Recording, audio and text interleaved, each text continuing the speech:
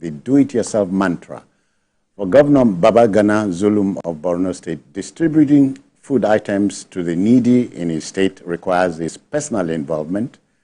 And speaking to journalists after flagging off the distribution of 25 kilograms of rice and another 25 kilograms of maize to 100,000 households, Governor Zulum emphasized the need for continued support to the people with a view to tackling hardship in the land. TVC News' Jessie Tafida has the story. Let's join her.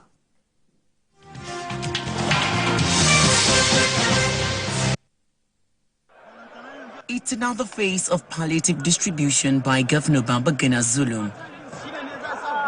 This time around, residents of Jere and MMC are beneficiaries.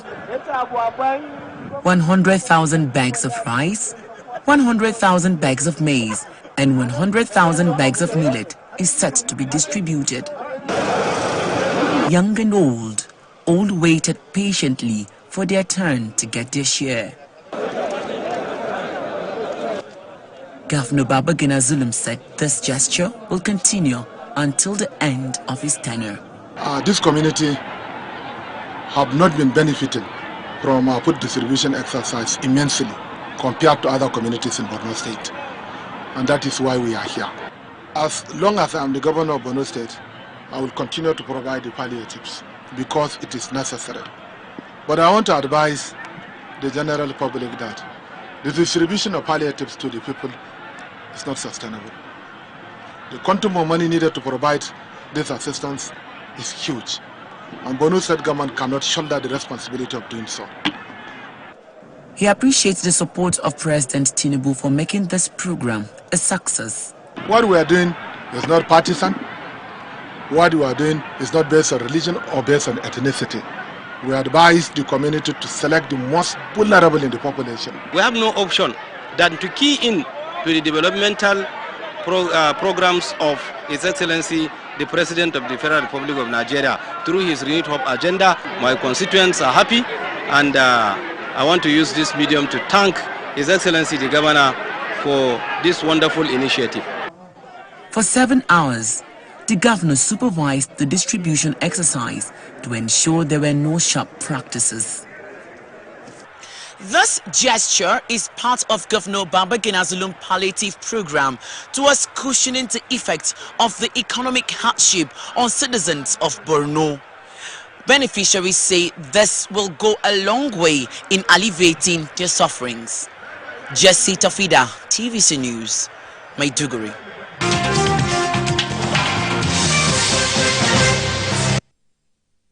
That's the spirit. Lead from the front. Do it yourself.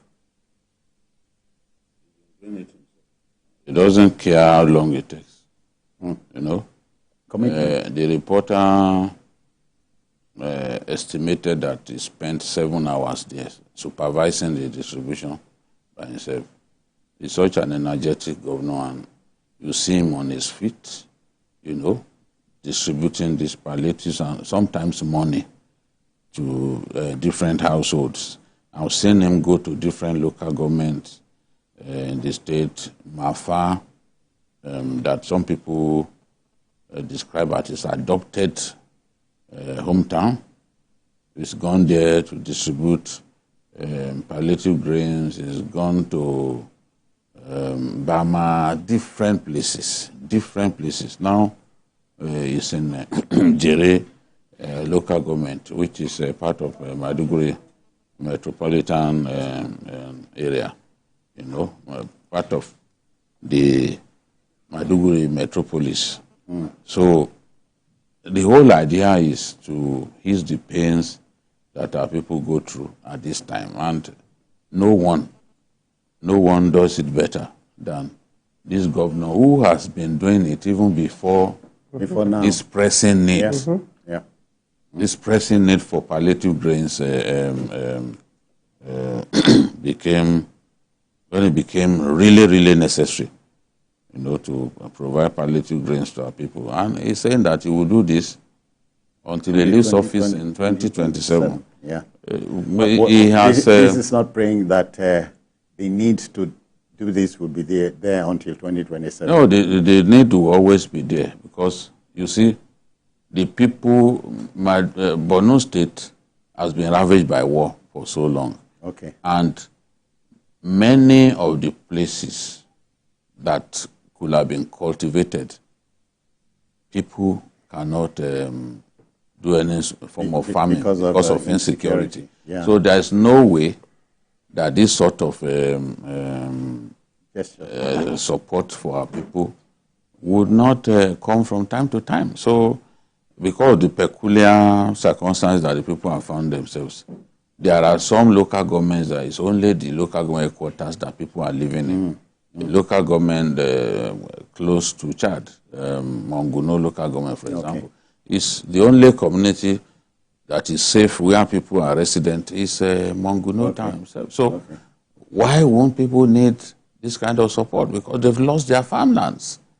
Okay. You know? So that is why I would say that this has to continue, and I'm sure the governor is up to the task. He will get support when necessary. 25 kg bags of rice, 25 kg bags of maize for 100,000 households. You can see the picture. Pictures don't lie. So those who are saying, Jide, you lied against us, we've been distributing rice to people. Where are your own videos? Let's see them now. Pictures don't lie. Don't give us all your audio claims. Show us what you have done the way Professor Umar Zulum is showing the world. Now look at it. Yeah. You see how many these things are. You cannot deny. When you see this kind of thing, what do you want to deny? And you can see people, the reporter filed the story. Yeah. This is what we want to see. We are not saying, look, do this indefinitely. We know that you can't continue to do this indefinitely. But at this time, at this critical time, you also need this kind of gesture to help bring down prices. Yeah. And we are seeing that in northern Nigeria. Prices are going down in response to this kind of interventions by government and the fact that they are moving against hoarders and stopping people who want to take food across the border. The minister of Agri was on Politics Tonight last night, and he said, look, if we had enough, export of produce is a good thing. But we've not fed ourselves. We've not really fed ourselves sufficiently. So why should people take stuff across the border? So I agree with him. Let's deal with our problem first. Before we come on, we talked about brother governors, if many of them can come up the high horse they're riding. Exactly. Absolutely. And go down to earth, go to the level of the people. Yes, we said it. I think Governor Zulum is one of those governors who knows that governance is about touching lives. I mean, he's not a typical politician who will campaign and promise heaven. He's running his second term, so exactly. Say thank you very much. So he's not the one that will promise to bring heaven down to earth and then will not fulfill it. I don't know what his brother governors are thinking, whether they are looking at this man and they are taking a cue from him. Okay, because apparently this man is making a very judicious use of the savings. Yes, coming from even the subsidy, from the savings from subsidy. Well, you see, I just hope that this kind of man, we remember him for long. You know, we remember him.